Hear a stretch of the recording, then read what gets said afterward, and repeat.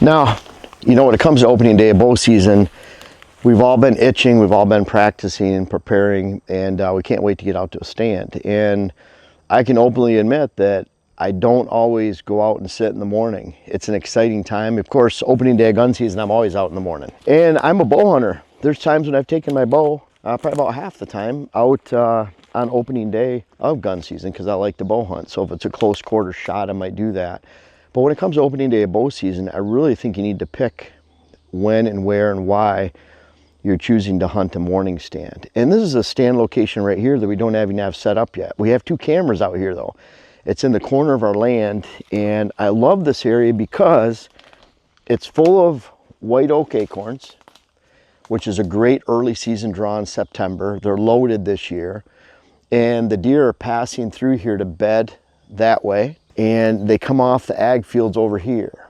And so we have a pretty good in and out behind Dylan right here where we can come in, we stay low in the ag fields. We can actually slip through. We're going by switchgrass, going by corn. We can zip all the way back here and come in from this area right here. As long as our scent's blowing out here, which is a pretty sure bet because this is a long draw going down below me, then those thermals and the wind itself will continue to blow right out into those open, especially cornfield, and we can hunt here. This is the type of place where I would choose to take a morning sit. I do not want to be back in their bedding areas, and that's the first main point. When I'm hunting the rut, opening day of gun season, I love to sit on the backside of a bedding area and wait for those deer to come through and try to get that shot. They're cruising, they're moving around. Bucks are not in their bedding areas usually at first daylight on a cold front, pre-rut or rut time frame. So they're moving out in the field, chasing does, making rub scrapes, and then we're getting in alongside that bedding area, blowing our scent to the outside and into a safe area, and then allowing those deer to come back to us. So typically in that scenario, we're shooting bucks an hour to 3 hours, even 4 hours after first daylight when they're super active. They're moving around, but it takes them a while to get back to their bedding area. The problem is in the early season, they're typically already there. And if they're not though, it's going to be in this lazy long transition.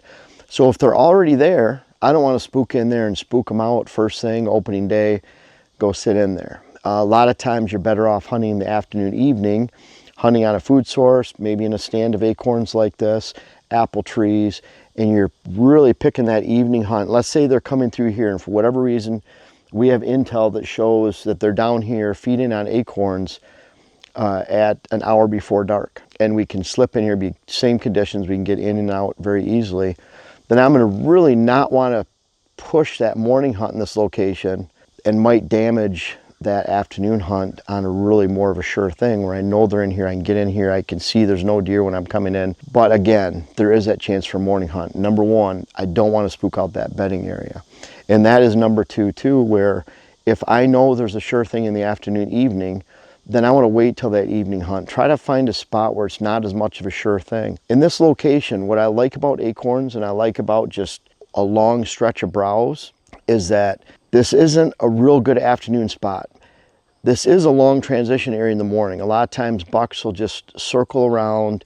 They'll take their time getting back if it's a cold front morning, and they'll just feed on the way back. But in an area like this, in the afternoon, evening, we find that most of those deer are heading straight to a quality food source in the afternoon. So a little bit more, a little bit less lollygagging around. It seems like in the morning, they'll take longer loops to get in. They'll take their time. It's a safer time. They don't have to, they're not used to just going straight from bedding right to a food source. I often think, what would happen, obviously, if we hunted at night and you weren't allowed to hunt during the daylight. It'd be pretty interesting. You might find that deer completely flip and evolve into where they're only moving during the daylight because you can hunt at night. You're pressuring, you're walking on the property, you're moving around, and they just adapt. And I wonder if that's how they've adapted for so long. They move around at night. I think they're more prone to predation at that time. They can't see as well, obviously. And so I think they've adapted. Where when we come into a morning spot like this, we're hunting a long transition where I think they feel more comfortable instead of going straight from some food source down to a bedding area. And then something along those lines too is when they're out in a food source at night, they might go straight to a big food source, but then that mature buck could be a half mile away at morning. He doesn't necessarily go through that exact same line to come back down.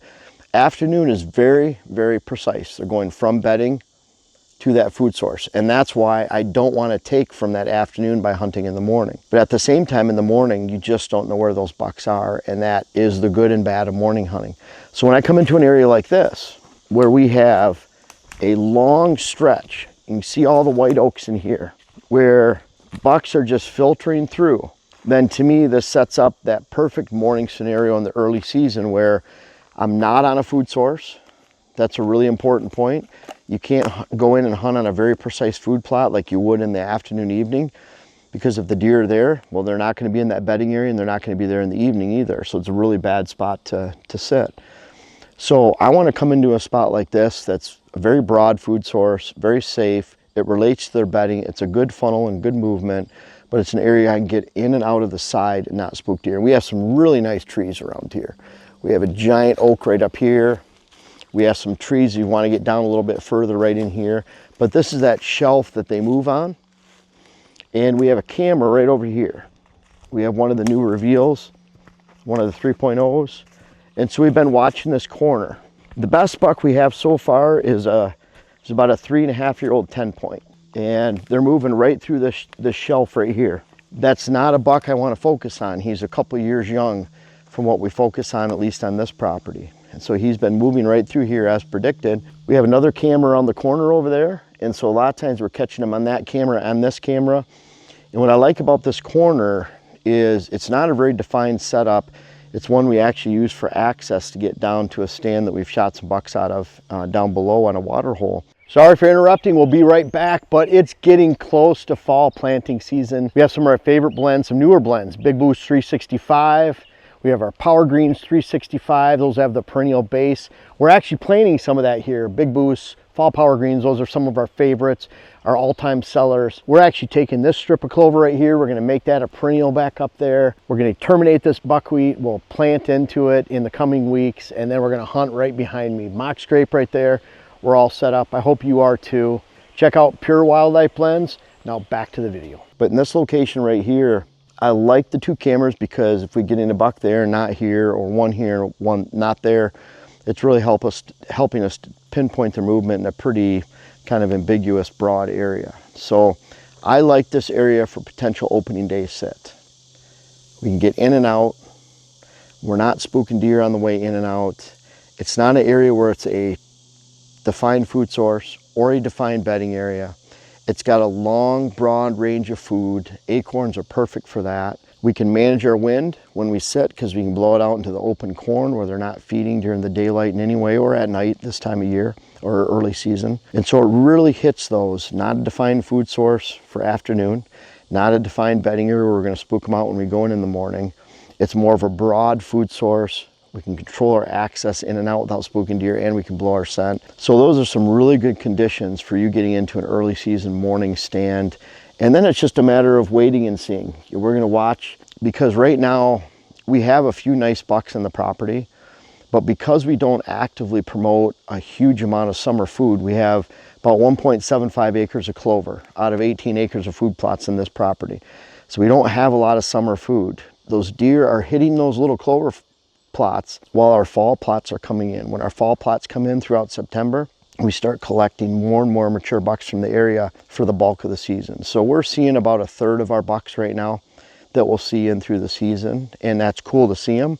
We're seeing one or two real frequently, but those that come in during the fall, we'll see them over and over and over again, and that pattern will continue to suck in. So in an area like this, even to come out here and film right now, I'm really not worried about spooking deer because the bucks that we're watching for aren't even here yet. We have that 3-year-old 10-point. He's not one we are watching for.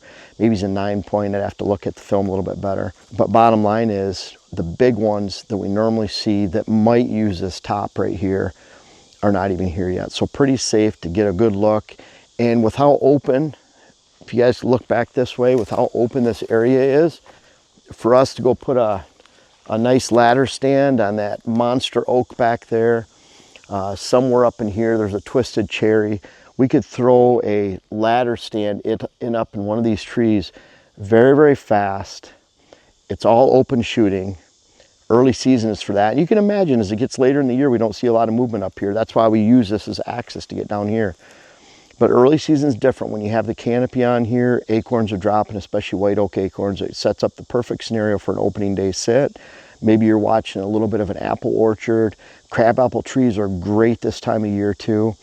So setting up on those long transitions, making sure you can get in and out without spooking deer, making sure you're not spoiling your evening hunt, and certainly not blowing out the bedding area that associates with that movement. All some really good key takeaways for making sure that you produce a great opening day morning sit if those conditions are actually present this season. Hey everyone, thank you so much for watching the video. I appreciate you watching the videos. We have over 600 articles on whitetailhabitatsolutions.com. It's all free. And I also appreciate those of you that check out our books. I have 5 books starting from 2012. We have web classes on the site, whitetailhabitatsolutions.com. Check out Pure Wildlife Blends. I really appreciate you guys that have already purchased our seed. We've had thousands of people. We've shipped to 48 states. We have digital land management through whitetailstrategy.com. That's taking all these ideas and concepts I put in the YouTube videos and digitally transforming your land for you. And then finally, we have our clients and client visits. We'll visit over 300 clients as a group this year. We visit anywhere in the country. Boots on the ground is always the best, but we have a lot of ways to help you, from free to client visits and all in between. Check us out again, whitetailhabitatsolutions.com, Pure Wildlife Blends, and whitetailstrategy.com.